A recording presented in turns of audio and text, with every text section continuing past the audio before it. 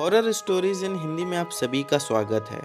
दोस्तों, हमारी आज की कहानी सुमित की है। एक बार की बात है कि सुमित देर रात अपने गांव अपनी साइकिल के साथ लौट रहा था। रात के तकरीबन 12:30 बज चुके थे। सुमित भी बहुत ज़्यादा थक चुका था। झुके कंधों के साथ बस चुपचाप साइकिल को घसीटता हुआ अपने घर की तरफ ले जा रहा था। जैसे ही सुमित का गांव शुरू होता था, गांव के शुरुआती हिस्से में ही 4 से 5 बहुत पुराने घर थे।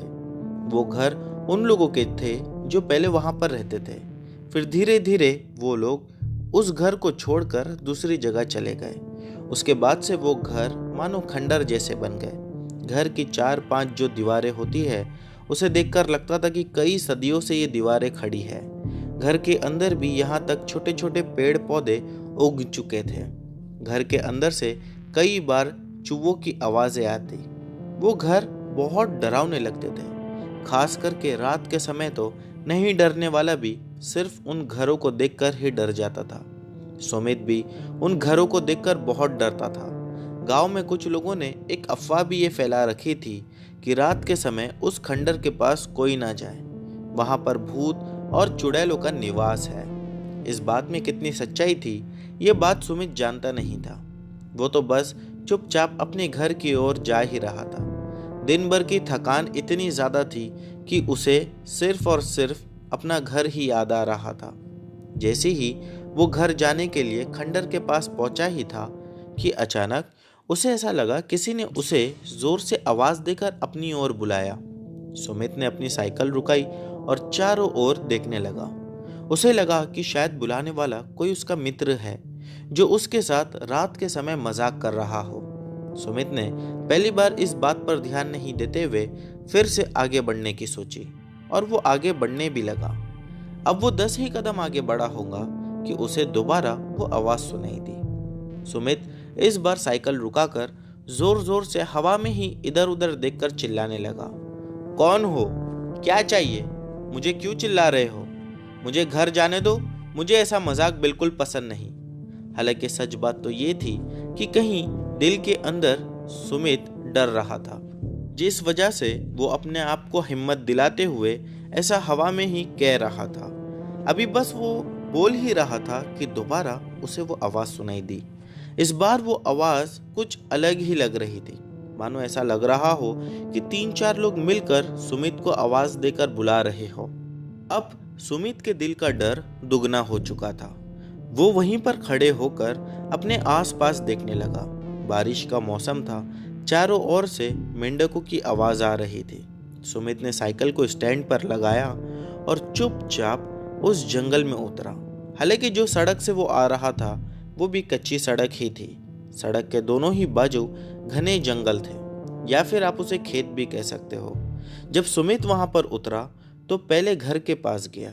उसे लगा कि घर के पीछे से छुपकर ही उसे कोई बुला रहा है, और शायद उसका शक सही निकला।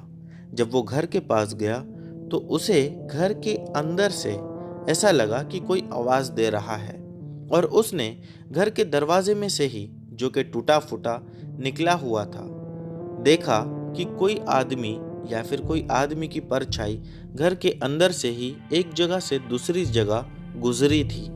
वो समझ गया कि हो ना हो ये कोई मेरा दोस्त ही है, और इस खंडर घर में छुपकर वो मुझे डराने की कोशिश कर रहा है। सुमित उस घर के अंदर नहीं गया, बल्कि बाहर से ही आवाज लगाया। मैं जानता हूं कि तू मुझे डरा रहा है।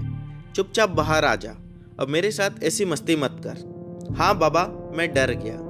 ये कहकर वो वहीं पर खड़ा हो गया। वो इंतजार कर रहा था कि अंदर से जो कोई भी उसे आवाज दे रहा है वो बाहर आ जाएगा, लेकिन ऐसा नहीं हुआ। 2 मिनट रुकने के बाद सुमित ने दोबारा आवाज लगाई। बाहर आ जा, मैं डर गया, मैं हार गया तुझसे। लेकिन इसके बावजूद अंदर से कोई बाहर नहीं आया। अब सुमित ने हिम्मत करते हुए अंदर जाने का सोचा। उसके हाथ में एक लालटेन थी। वो लालटेन लेकर जैसे ही घर के अंदर गया तो उसने देखा 4-5 चूहे इधर से उधर दौड़ रहे हैं। घर में कोई नहीं। छोटा सा घर था, यहाँ तक कि घर की छत भी हर जगह से टूटी फूटी थी, और उस टूटी फूटी छत में से चांद की रोशनी भी घर में पड़ रही थी। जो कि घर को या फिर उस खंडर को और भी ज़्यादा डरावना बना दे रही थी। सुमित अंदर जाकर ढूंढ ही रहा था कि अचानक उसने महसूस किया कोई उसके पैर पर आकर खड़ा हो गया है। भले ही वो इंसान दिख नहीं रहा, लेकिन उसका वजन बहुत है। सुमित अपना पैर वहां से हिलाने की कोशिश कर रहा था। इसके बावजूद वो अपना पैर हिला ही नहीं पा रहा था। वो इधर उधर देखते हुए चिल्लाया, मेरे पैर पे से हट जाओ, मुझे बहुत दर्द हो रहा है। उसका ये कहना था कि मानो सच में ऐसा लगा कोई उसके पैर से नीचे उतर गया हो। ये देखकर सुमित बहुत ज्यादा डर गया। वो तुरंत उस घर से बाहर निकल गया। जल्दी जल्दी में जो लालटेन अंदर लेकर गया था वो बाहर लाना भी वो भूल चुका था। भागते हुए अपनी साइकिल के पास आया तो उसने देखा कि एक आदमी उसकी साइकिल पकड़े हुए वहीं पर खड़ा था। सुमित इतना ज्यादा डरा हुआ था कि उसने उस आदमी से पूछना जरूरी भी नहीं समझा और उसने आदमी से सीधा ये कहना शुरू कर दिया कि यहाँ से भाग चलो, यहाँ कोई भूत प्रेत है। ये कहकर वो अपनी साइकिल लेके आगे बढ़ा। सुमित को ऐसा लग रहा था कि वो आदमी भी उसके पीछे पीछे आ रहा है और वो आगे देखते देखते तेज कदमों के साथ चलते हुए उस आदमी से कह रहा था, यहाँ पर भूत है, मैंने खंडर में एक आत्मा को देखा, हो ना हो वो आत्मा कोई बुरी आत्मा ही थी, वो हमारी जान भी ले सकती थी। अच्छा हुआ तुम मुझे मिल गए, वरना हम दोनों में से कोई अकेला उसके हाथ लग जाता तो वो हमें पक्का ही जान से मार देती। इतना उसका कहना ही था कि उसने पीछे मुड़कर ये देखने को लगा कि कहीं वो आदमी पीछे रुक तो नहीं गया, क्योंकि उसकी कोई आवाज आ ही नहीं रही थी। जब सुमित ने पीछे मुड़कर देखा तो पाया कि वहां पर कोई आदमी नहीं खड़ा था। सुमित ये देखकर और ज्यादा डर गया और अचानक से रिमझिम बारिश भी शुरू हो गई थी। मेंढकों की आवाज फिर से चारों तरफ से सुनाई दे रही थी।